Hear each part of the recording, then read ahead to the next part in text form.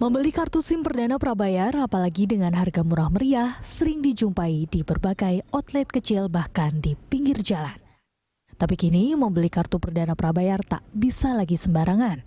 Mulai 15 Desember 2015, serentak secara nasional, pembelian kartu SIM baru harus disertai kartu tanda pengenal atau KTP.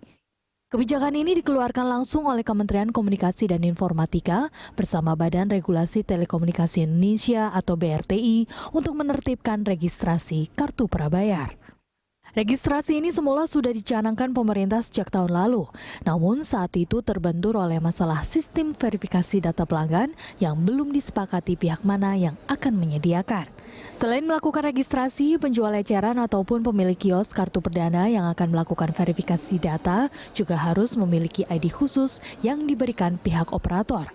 Kartu ini diharuskan sebab pemilik kios tersebut yang bertanggung jawab atas input data pelanggan. Sebelumnya selama ini aktivasi kartu prabayar bisa dilakukan sendiri oleh pengguna. Aktivasi ini meliputi kegiatan memasukkan nama, alamat, nomor telepon, dan KTP. Namun semakin murahnya kartu perdana membuat banyak oknum tertentu menyalahgunakan nomor tersebut untuk kepentingan negatif. Misalnya beredar pesan singkat atau SMS penipuan ke pengguna ponsel. Pemirsa, untuk membahas topik aman dengan registrasi SIM card telah hadir di studio Wakil Ketua BRTI Budi Setiawan dan pakar telematika Ruby Alamsyah.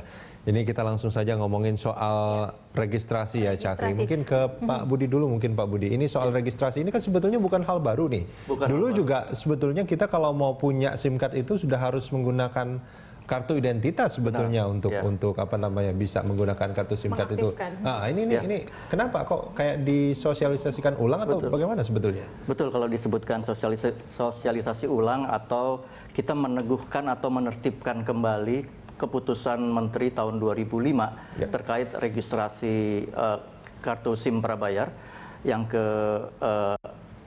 nomor registrasi 4444 itu ya. Biasanya kita kalau kartu baru selalu itu kan kita ngisi sendiri, ngisinya bisa nama kita yang benar atau asal-asalan juga masih tetap diterima dan itu masuk ke database-nya para operator. Nah, ini berlangsung sudah itu di data operator lama. Berarti banyak sekali data bodong tuh ya? Bisa dibilang begitu. Kita belum tahu berapa persennya yang seperti itu. Nah, artinya kesadaran keinginan kita untuk tertib kembali ini setelah makin banyaknya spam kan, spam KTA, mama minta pulsa yang sudah ditangkap Papa kemarin. Minta saham gitu juga enggak? Papa minta saham ada lewat SMS juga, Pak.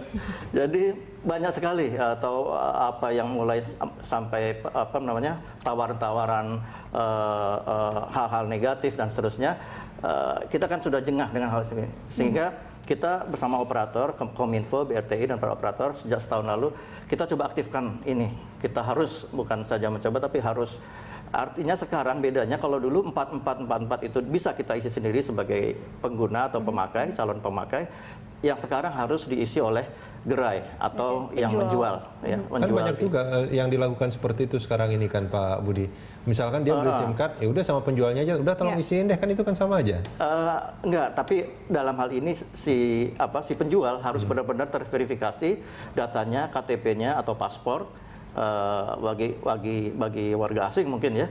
Nah, itu diisikan benar-benar dan nantinya kita menghimbau apabila sistem ini telah berjalan dengan baik dan tersambung dengan Ditjen Kependudukan dan Catatan Sipil, kita bisa menggunakan data iktp, cukup nomor NIK kita saja, beres semuanya. Bagaimana kalau misalnya ada itu tadi mungkin orang asing yang memang belum memiliki kartu identitas untuk saat dia tinggal di suatu tempat di Indonesia dan atau mungkin pelajar yang belum punya KTP, apa bisa pakai KTP orang tuanya untuk beli SIM card gitu Pak? Bisa. Jadi satu orang bisa memiliki beberapa. Artinya dia sebagai orang tua, dia membelikan 2 anaknya, termasuk untuk dia, tercatat atas nama dia. Memang ini kebanyakan bermuaranya nanti adalah pada masalah security, keamanan. Karena pihak kepolisian misalnya tidak bisa melacak lagi prabayar ini siapa yang mengirimkan ini. Nah, dengan sekarang datanya harus benar-benar strict, dengan mudah bisa diketahui kalau ada ancaman atau ada spam, siapa yang mengirim. Kira-kira seperti itu. Mas Ruby, ini keunggulan atau keuntungan memang masyarakat pengguna SIM card untuk mendaftarkan SIM cardnya adalah agar kartu mereka diakui dan juga aman. Tapi nyatanya banyak juga kalau kita beli kartu diisi dengan data bodong tetap saja bisa aktif dan amannya meskipun kita sudah daftar sesuai registrasi tapi juga tetap mendapatkan spam SMS. Sebenarnya ini apa yang terjadi dengan kondisi seperti itu? Oke, pendaftaran SIM card dengan spam SMS menurut saya sih tidak berbanding lurus. Jadi gini, kalau pendaftaran SIM card saat ini kan jadi inisiasi dari BRTI, Kominfo dan operator tersebut patut diapresiasi.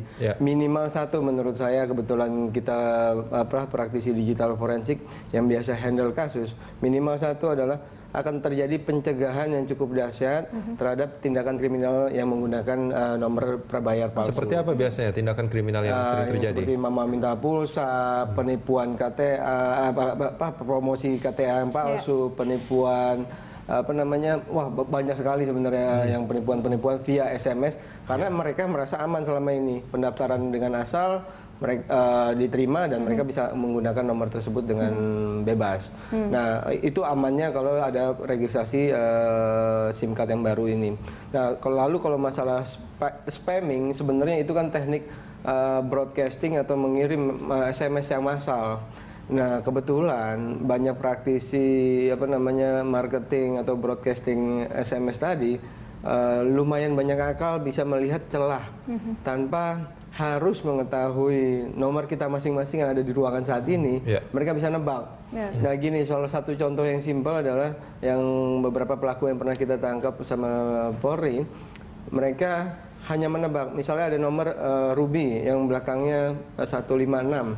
Mereka hanya merubah 3 digit yang terakhir dengan menaikkan ke atas atau ke bawah. Oke, random seperti itu ya, aja, dan karena logikanya mereka sudah dapat bahwa operator memakai rentan nomor-nomor itu cukup dekat, yang jauh-jauh. Gitu. Kalau kita bicara soal kejahatan yang menggunakan nomor-nomor ini sebetulnya catatannya sudah berapa banyak, Pak Ruby? Sangat banyak dan sangat tinggi. Kasus mama minta pulsa aja yang pelaku sindikat itu ada di daerah Sulawesi dan di Medan, itu cukup banyak. Tangkap satu, nyala lagi yang lain, tangkap satu. Karena tadi ketergampangan mereka mendapatkan SIM card prabayar lalu dengan daftar bebas. Ini maaf, ini dengan modus yang sama tapi dengan pelaku yang berbeda. Iya. Dan mereka tidak saling terhubung sebetulnya. Tidak saling terhubung karena itu sangat mudah melakukannya. Cukup dengan modal laptop, modem yang banyak dan SIM card yang gampang dibeli dan tanpa ada registrasi yang proper. Saking mama minta pulsa sudah terlalu banyak, sekarang giliran papa juga ikutan minta ya. Nah, ini Pak Iwan, kalau misalnya kita melihat terlalu banyaknya penipuan seperti ini, apakah ini juga pengaruh dari memang terlalu banyak SIM card yang beredar? Sejauh ini penggunaan SIM card sendiri sudah seperti apa dan apakah memang tidak ada regulasi mungkin untuk mengontrol peredaran SIM card itu, atau satu orang memang hanya bisa punya satu atau maksimal 2 SIM card seperti itu, ada aturan seperti itu, Pak? Saya pernah ngelihat orang tuh handphonenya itu sampai 3, gitu ya? 4 begitu tuh. Mungkin SIM cardnya lebih banyak dari itu. Kalau satu handphone bisa diisi 2 ya? Betul. Jadi memang aturan untuk, karena ini kemajuan suatu masyarakat dengan teknologi yang mendukung, sehingga memang yang terdaftar sekarang ada sekitar register subscriber atau pelanggan itu ada sekitar 300 juta. Jadi 300 juta itu yang datanya terverifikasi berapa banyak itu? Atau operator ya. Artinya di antaranya itu ada juga yang sudah tidak aktif, misalnya ada juga ya beberapa, tapi tercatat di operator sejumlah itu total operator. Jadi 300 juta ini, dan masih ada pertumbuhan sedikit memang di Indonesia ini karena mungkin seperti tadi udah bosan nomornya dia buang, ya prabayar ini kita bicara prabayar, jadi banyak sekali atau pindah ke operator lain yang menawarkan promo-promo lebih menggiurkan seperti itu. Dan jadi terus itu, sehingga kalau kita batasi juga namanya satu teknologi, kita tidak akan bisa membatasi, dan juga kepemilikan SIM card tidak dibatasi, bisa 2, 3 ya untuk berbagai keperluan. Namun yang dengan sekarang mulai kemarin 15 Desember itu kita harus benar-benar mendaftar, meregistrasinya dengan informasi yang benar. Dan ini sudah di komitmen para operator sampai ke downline yang penjualan yang paling rendah, mulai dari dealernya, distributor sampai ke gerai lapak di jalanan. Karena di lapak pun juga sebenarnya nggak terlalu banyak yang menjual SIM card. Mereka hanya menjual voucher Pulsa. kan. Kalau voucher kan nggak dimintai apa-apa. Tapi kalau SIM card yang baru, mereka harus mendaftarkan dengan sebenar-benarnya dan sanksinya sesuai dengan undang-undang itu bisa sampai peringatan 1, peringatan 2, peringatan 3, bahkan sampai operatornya itu dicabut izinnya. Jadi punya SIM card lebih dari 1 atau lebih dari 2 sebenarnya tidak masalah, yang penting terregistrasi dengan benar sesuai dengan regulasi yang baru saja kemarin dilakukan oleh BRTI. Baik, kita akan lanjutkan dialog kita di segmen berikutnya. Pemirsa tetaplah bersama kami di Lunch Talk, kami kembali usai jeda pariwara.